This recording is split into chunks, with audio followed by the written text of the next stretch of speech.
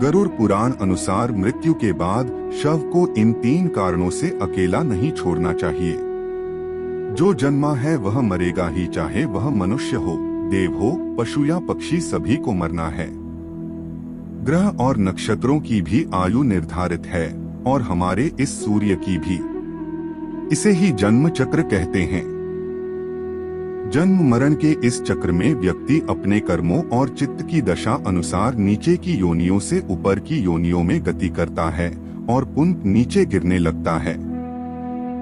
यह क्रम तब तक चलता है जब तक कि मोक्ष नहीं मिल जाता है।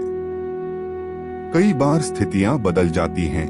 आओ जानते हैं गरुड़ पुराण अनुसार कि मरने के बाद क्यों नहीं शव को अकेला छोड़ा जाता है।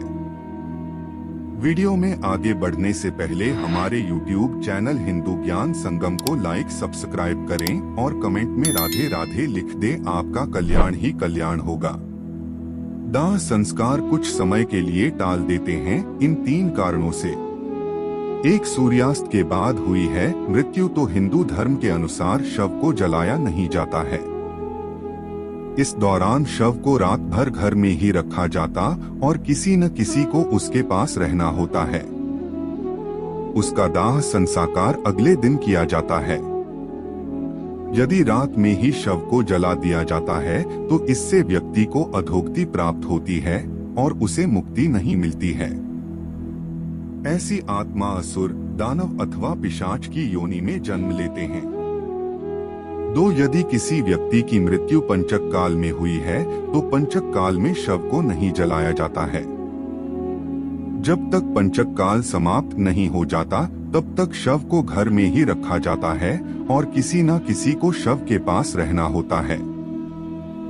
गरुड़ पुराण सहित कई धार्मिक ग्रंथों में उल्लेख है कि यदि पंचक में किसी की मृत्यु हो जाए तो उसके साथ उसी के कुल खानदान में 5 अन्य लोगों की मौत भी हो जाती है। इसी डर के कारण पंचक काल के खत्म होने का इंतजार किया जाता है, परंतु इसका समाधान भी है कि मृतक के साथ आटे, बेसन या कुछ सूखी घास से बने 5 पुतले अर्थी पर रखकर इन 5 का भी शव की तरह पूर्ण विधि विधान से अंतिम संस्कार किया जाता है। ऐसा करने से पंचक दोष समाप्त हो जाता है। 3, यदि कोई मर गया है परंतु उसका दाह संस्कार करने के लिए उसका पुत्र या पुत्री समीप नहीं होकर कहीं दूर है तो उनके आने का इंतजार किया जाता है। तब तक शव को घर में ही रखा जाता है और किसी न किसी को शव के पास रहना होता है। कहते हैं कि पुत्र या पुत्री के हाथों ही दाह संस्कार होने पर मृतक को शांति मिलती है, अन्यथा वह भटकता रहता है। शव के अकेला नहीं छोड़े जाने के 3 कारण। 1, शव को अकेला छोड़ दिया जाए तो उसके आसपास लाल चींटियां या अन्य कोई नरभक्षी रेंगने वाला प्राणी या पशु आकर शव को खा सकता है। इसीलिए वहां कोई ना कोई व्यक्ति बैठकर शव की रखवाली करता है। 2, रात में मृत शरीर को अकेला छोड़ दिया जाए तो आसपास भटक रही बुरी आत्माएं भी उसके शरीर में प्रवेश कर सकती हैं। इससे मृतक के साथ साथ परिवार को भी संकट का सामना करना पड़ सकता है। 3, शव को इसलिए भी अकेला नहीं छोड़ा जाता क्योंकि मृतक की आत्मा वहीं पर रहती है।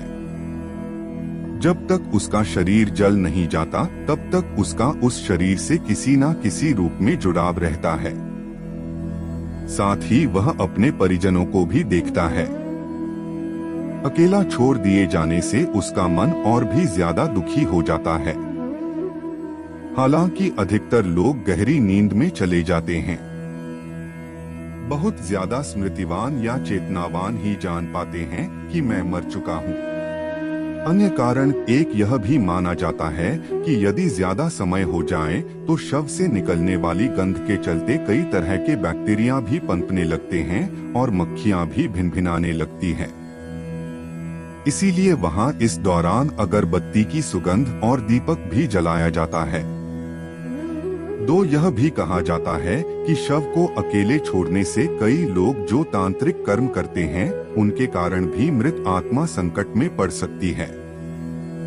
इसीलिए भी कोई ना कोई शव की रखवाली करता रहता है। 3 शव के आसपास जगह को साफ सुथरा किया जाता है और धूप के साथ ही दीपक भी जलाया जाता है ताकि वहां दूर तक उजाला फैला रहे। इसका भी यह कारण है कि मृतक कहीं अधोगति में नहीं चला जाए, क्योंकि रात्रि के अंधकार में अधोगति वाले कीट पतंगे, रेंगने वाले जीव जंतु और निशाचर प्राणी ज्यादा सक्रिय रहते हैं।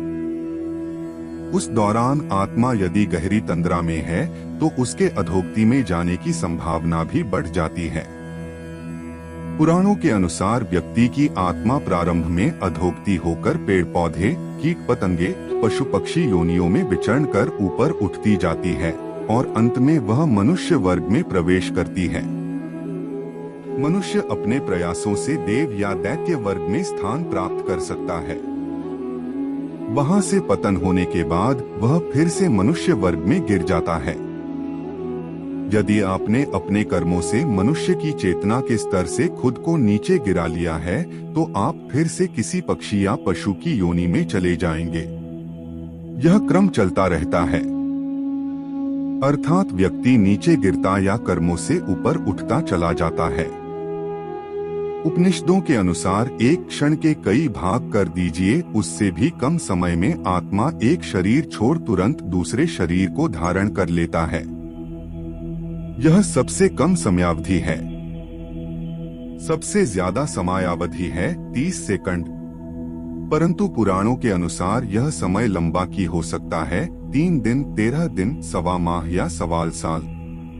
इससे ज्यादा जो आत्मा नया शरीर धारण नहीं कर पाती है वह मुक्ति हेतु धरती पर ही भटकती है, स्वर्गलोक चली जाती है, पितृलोक चली जाती है या अधोलोक में गिरकर समय गुजारती है।